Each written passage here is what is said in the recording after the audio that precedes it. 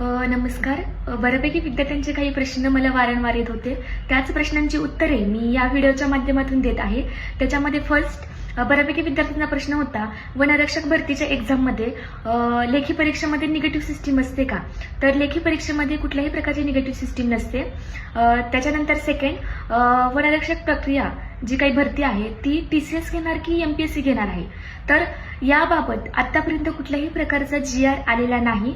आतापर्यंत इथून मागची जी काही एक्झाम आहे ती TCSनेच कंडक्ट केलेली आहे. सो आपण आताही तेच ग्राह्य धरायचं आहे की ही एक्झाम TCSच घेणार आहे, कारण आतापर्यंत कुठल्याही प्रकारचा त्याचा GR आलेला नाही.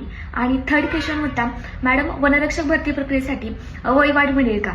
तर वयवाढी संदर्भातही आपल्याला तसं सांगता येईल की आतापर्यंत कुठल्याही प्रकारचा वयवाढी संदर्भात खुलासा करण्यात आलेला नाही, वयवाढ मिळेल की नाही. सो आपण पॉझिटिव्हच राहायचं आहे.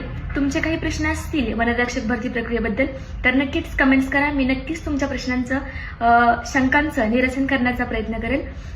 थँक्यू. व्हिडिओला नक्कीच लाईक करा, शेअर करा आणि कमेंट्स करा.